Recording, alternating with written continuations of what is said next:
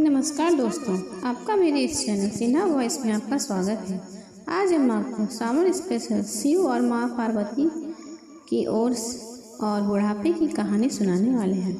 एक बार नारद भगवान शिव से कैलाश पर मिलने गए और भगवान से बोले, क्या आपको पता है भगवान पृथ्वी पर क्या चल रहा है? तो भगवान शिव बोले, क्यों, क्या हो गया पृथ्वी पर?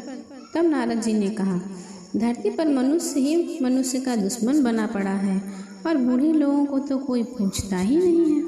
तब भगवान शिव बोले, जैसे जैसे इंसान की आयु बढ़ती है वैसे वैसे वो संसार की माया से दूर होता चला जाता है। यही कारण है कि जो माँ बाप अपने संतान से इतना प्यार करता है, उनको जन्म देता है, एक दिन उसी का दुश्मन बन जाता है।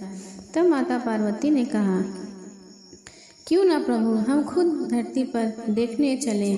तब भगवान शिव और माता पार्वती दोनों धरती पर भक्तों को देखने आए।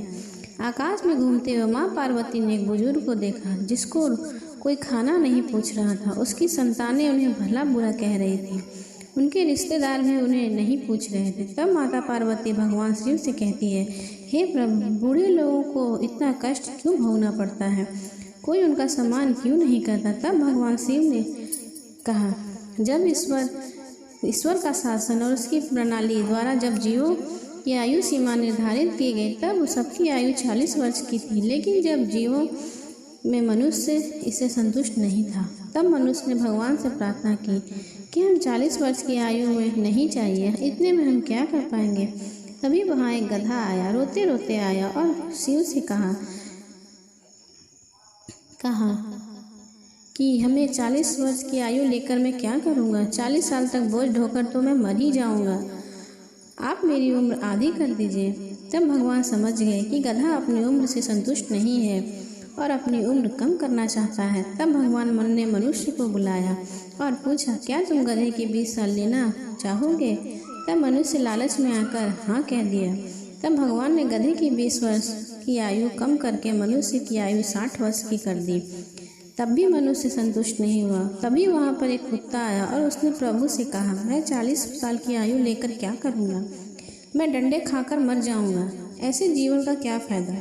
मेरी 20 वर्ष आप कम कर दें। तब शिव ने मनुष्य को फिर बुलाया और कहा, तुम्हें और उम्र चाहिए तो तुम कुत्ते की भी 20 साल ले लो।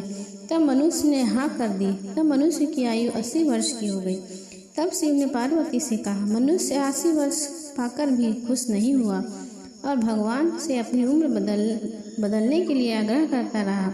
तो उसी दरबार में एक उल्लू आता है और भगवान से कहता है कि हे भगवान, हमें भी इतनी लंबी आयु नहीं चाहिए, हमारी 20 वर्ष की आयु कम कर दें। तब भगवान ने फिर मनुष्य को बुलाया और पूछा कि अगर तुम्हें और आयु चाहिए तो उल्लू की आयु भी हम तुम्हें दे देंगे। तब मनुष्य ने हाँ कह दिया।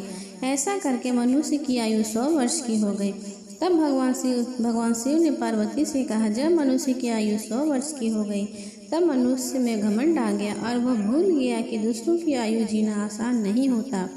देखा जाए तो 40 वर्ष की आयु ही अच्छी होती है। जो वास्तव में इंसान अच्छे ढंग से जीता है, उसके बाद जिंदगी जीती नहीं, काटी जाती है। जब मनुष्य अपनी 40 वर्ष पूरी करता है, तब वह गधे की आयु जीता है।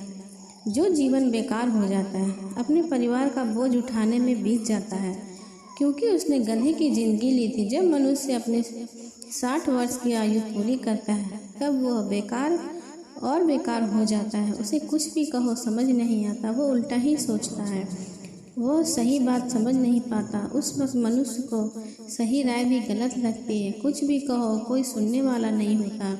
उसके बाद शुरू होती है उल्लू के द्वारा दी हुई जिंदगी। जब मनुष्य अपनी 80 वर्ष पूरी करता है, तब वो उल्लू की ज़िंदगी जीता है। वो कुछ भी ठीक से देख नहीं पाता, उससे सुनने की शक्ति भी कम हो जाती है। उसे बोला कुछ जाता और वो सुनता कुछ है। वह यही इंतज़ार करता रहता है कि कब कोई उसे खाना देगा, पानी देगा, उसके कपड़े धोएगा। वो बस इंतज़ार करता रहता है। तब परिवार वाले उसे अपने हिसाब से चलाते हैं। बुजुर्गों को तभी सम्मान मिलता है जब वो अपने बच्चों के हिसाब से चलता है।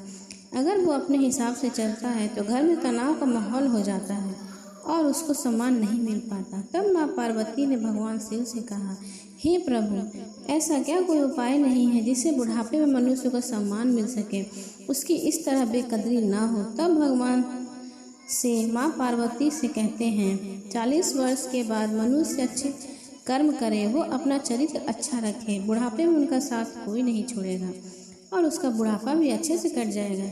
ईश्वर चित्त में नहीं चरित्र में बसता है, इसलिए 40 वर्ष तक कभी घमंड न करें, किसी भी काम को छोटा न समझें। जवानी में मनुष्य को अक्सर घमंड हो जाता है और वो दूसरों को छोटा समझने लगता है, इससे किसी का भला नहीं होता। जय हो पार्वती माता की जय। फ्रेंड्स, आपको ये कहानी कैसी लगी हमें कमेंट करके ज़रूर बताएं।